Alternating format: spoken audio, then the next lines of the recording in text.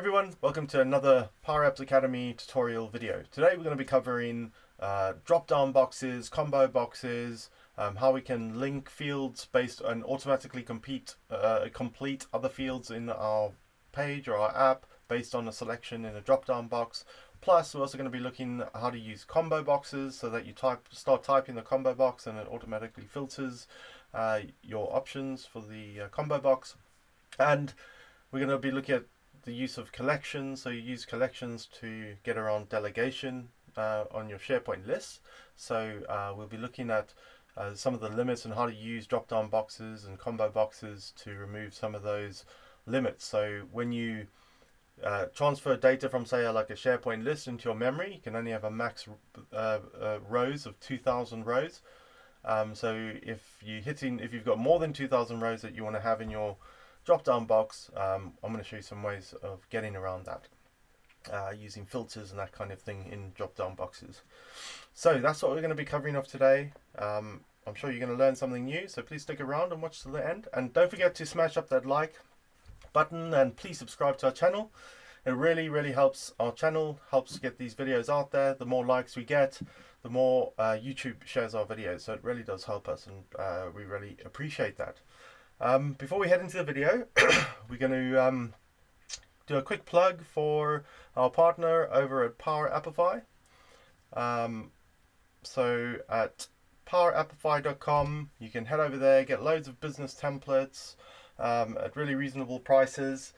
I believe PowerAppify are also offering tutorial sessions, so one-to-one sessions, and also if you need help developing your app, you want to outsource that, hit the contact button there and put your request in, and they'll get back to you. And they've got some really great developers over there, so do get in touch. Right, so let's hit on to our tutorial. Okay, hopefully you can see me. I'm over here.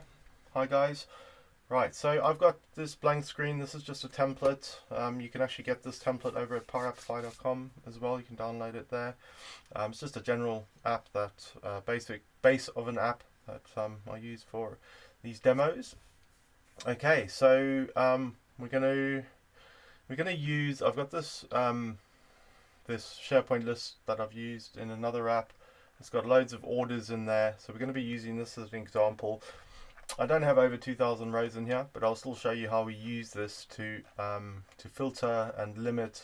As I mentioned in the intro, there's the when you use a collection, you can only have a maximum of 2,000 rows, and if you have any more than that, it sort of cuts it off. So you might be in a situation where you've got loads of rows, but you need to get around that 2,000 row limit. So I'm going to give you some tips on how to do that, as well as the combo box and the drop-down box.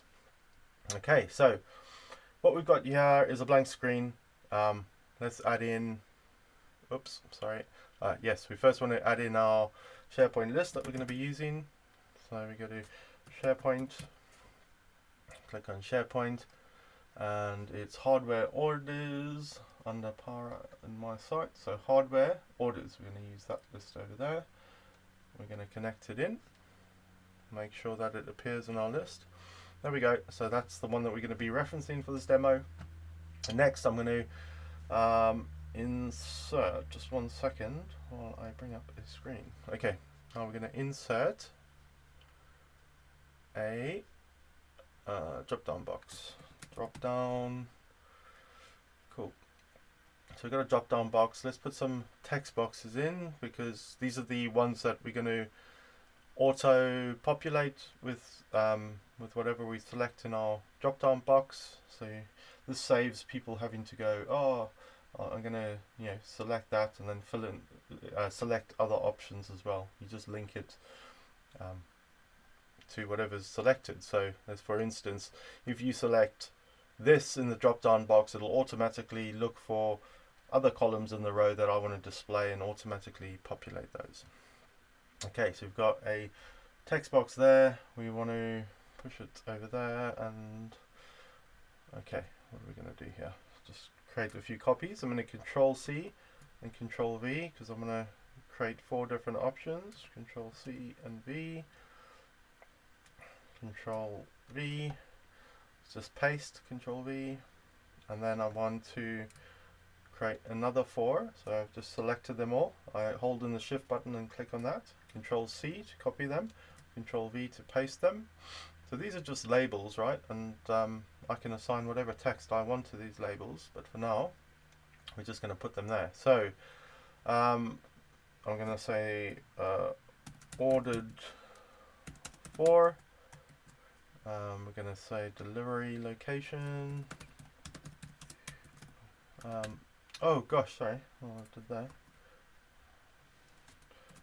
Delivery location. Reason. Just put reason. Sorry guys, normally I'd rename my drop-down boxes, but yeah, since it's a demo, I won't do it. Spec. But yeah, good practice is you would label all of these in your drop-down boxes, just so that you know how to use them. If you don't label them, you'll just get lost in your app later on. Right, so here we've got our drop-down box. The items property, so your loads of properties in your drop-down box. The items is where it's getting its data from. So you can see there's nothing. So basically there's 2 ways to get to the properties of your drop-down box. Over here on the right or over here. Okay, this is generally when you want to put in a formula, but you can also, sometimes it's just easier to fill it in on this side.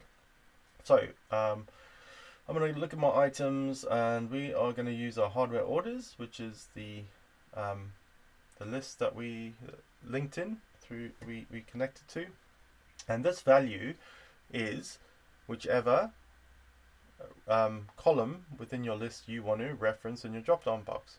So we're going to use title, which is basically the name of the item. I was lazy when I created this, so I should have created one called name, but I used title. So there we go. So it's linking to the hardware orders list, and it's in this drop-down, it's using this title column. So this is everything that's in this is going to be in my drop-down list. Okay, cool. So that's easy enough. So if I click on play and I drop down that, you can see, there we go, everything is in my list. That's in that column, is there. Now, when someone selects an item from the list, I want to populate ordered for, delivery location, reason, detailed spec. So reason, those are all delivery location, all different columns in there, and I want to autofill those. So how do you do that? Very easily. So we just click on here, and on the text bar property over here where it says text, we don't want text, we want our drop down box. This is drop down 1, I know that, but you would recall it, call it something more specific in your option in your app. So dot selected and dot ordered. Who's it? Oh gosh, which one was it? Just 1 second.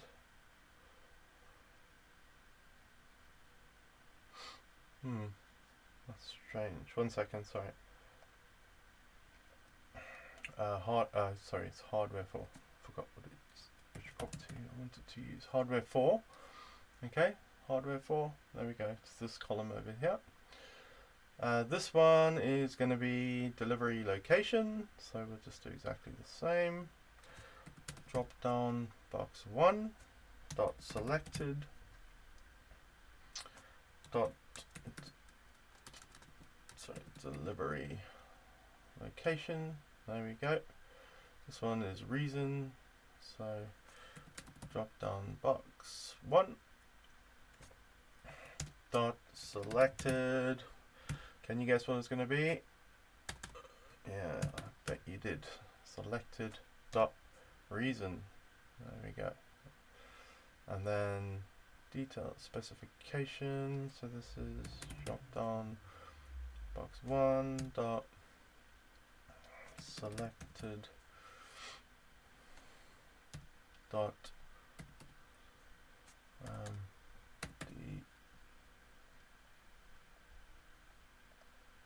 Let's check what that field was called.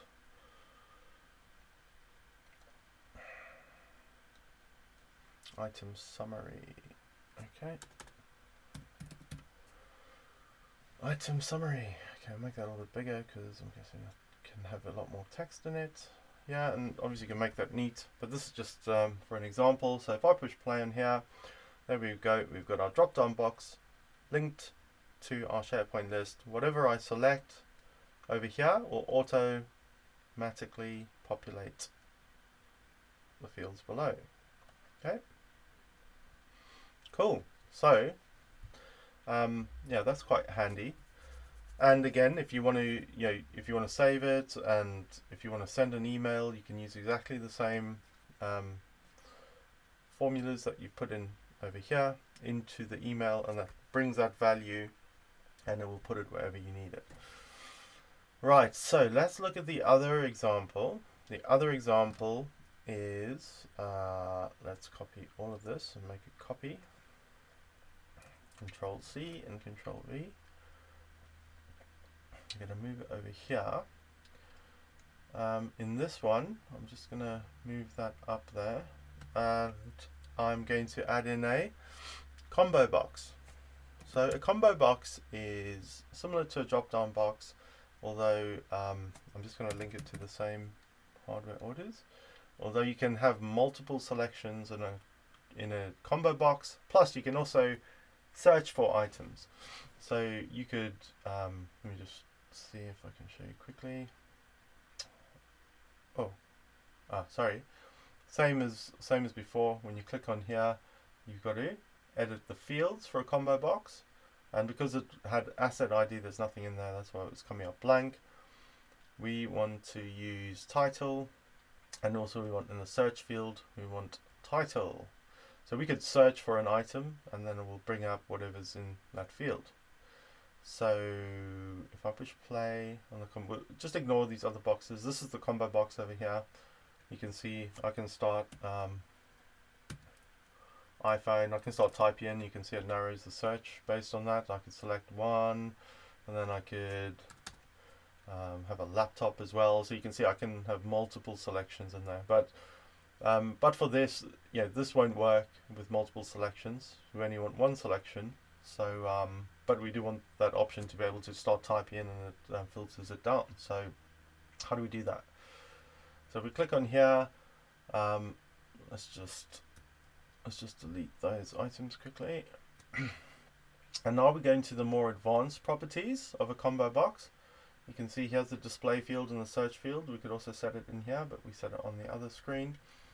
So we want is searchable, yes. If you set that to false, I wouldn't be able to start typing, and it was filtering down. And it should be one called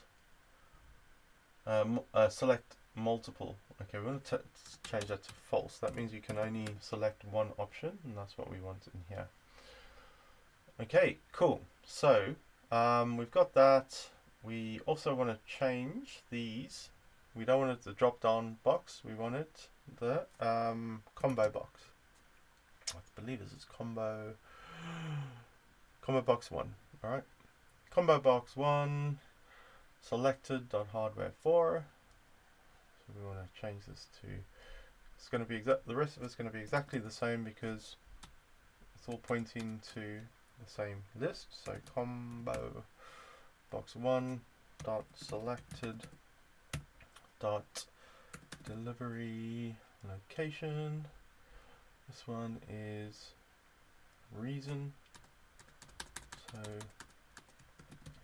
combo box 1 dot selected dot reason, and this was item summary.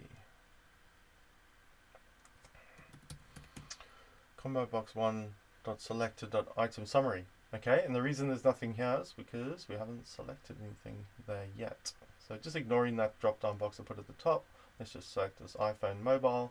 There we go. It's performing exactly the same as this drop down box, but except in this one I can start searching, and then it sort of narrows it down, and then I can put it in. So it works very similarly as that. But okay, Now let's say, we've got, actually let's go back quickly. I just want to show you. Now we've got this little warning over here.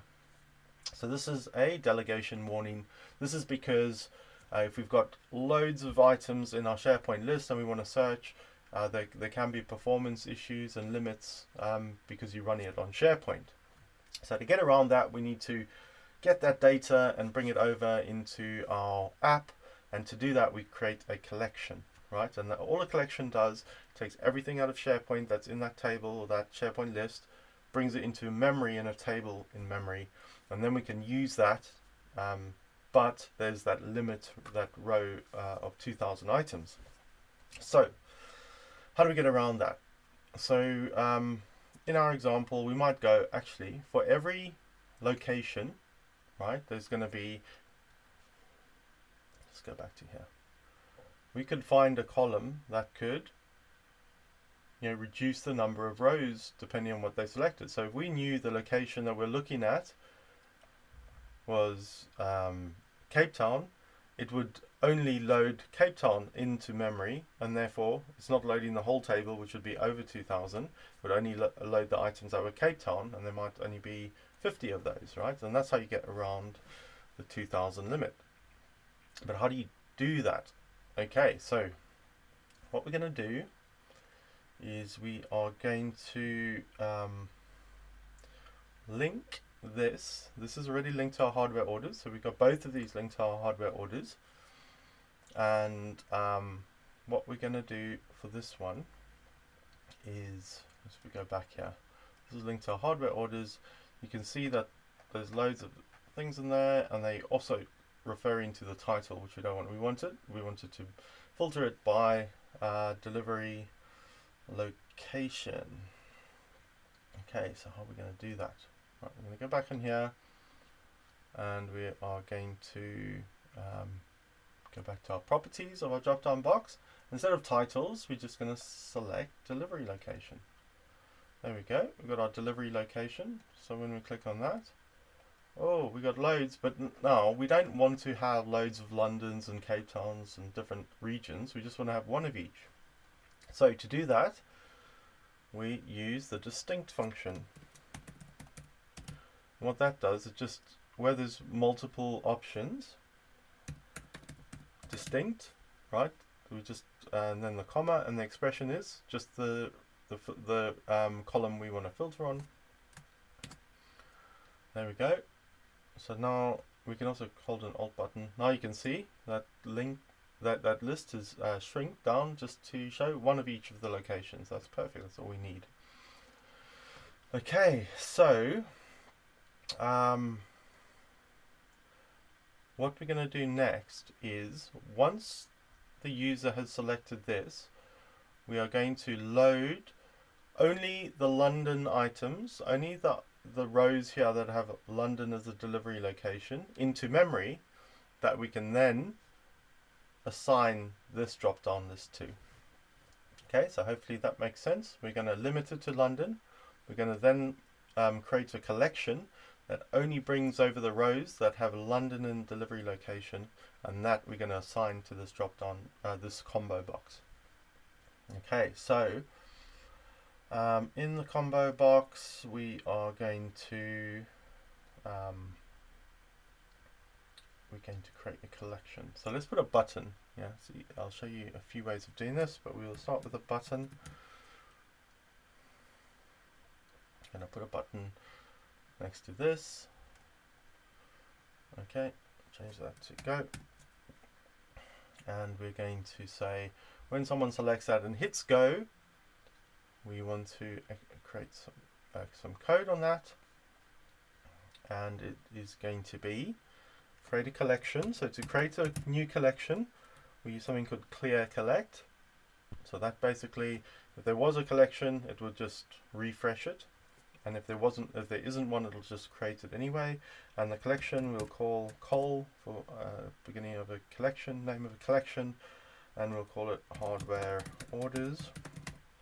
Right, and then the item we want to collect it from is hardware orders SharePoint list. So we put that in first, and then we actually want to filter that. So we're going to put a filter around that. So we're going to filter our hardware orders list with, oh, sorry, I forgot to get the name of this drop down box, which is drop1_1.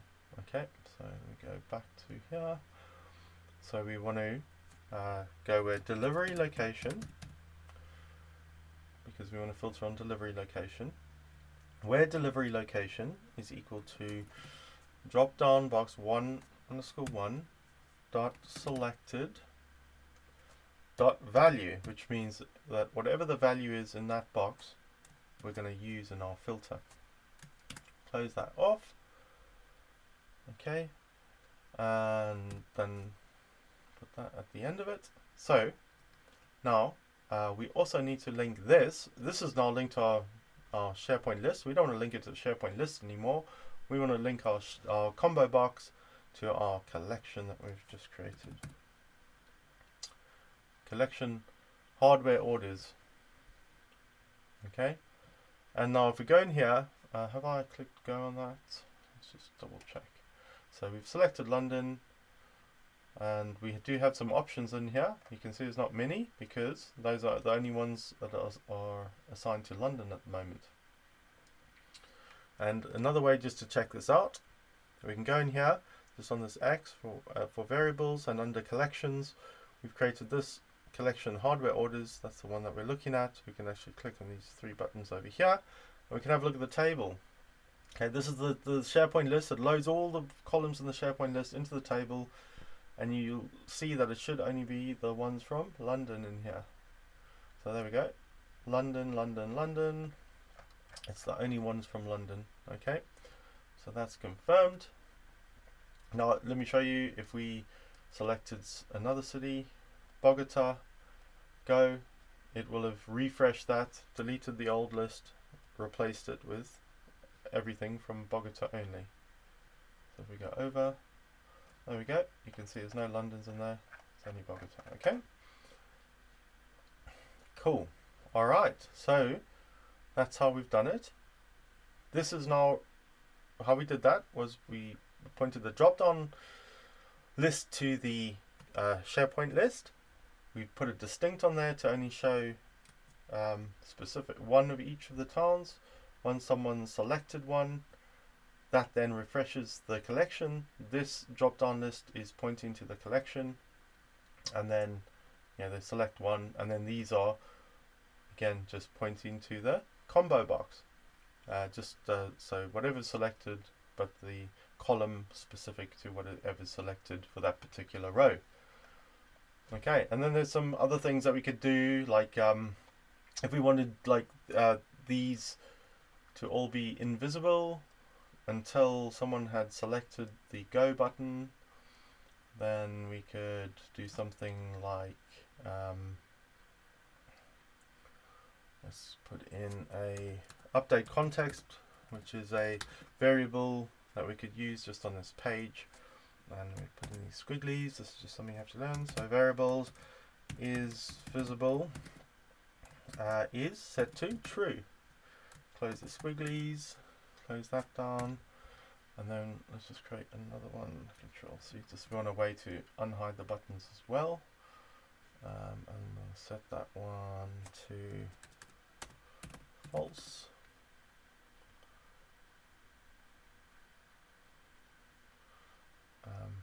And just on that second button, we don't need this, only on the top one. So okay, and then we want to set all of these,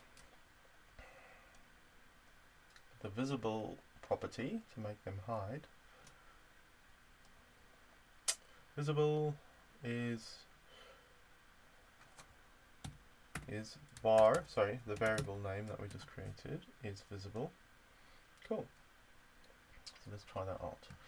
So you could have some instructions saying click on this first. Let's say we wanted to buy, go, there we go. The rest of it comes visible. We can now select, there's only 3 from Dubai, select the desktop, and then this is just if we wanted to hide it again.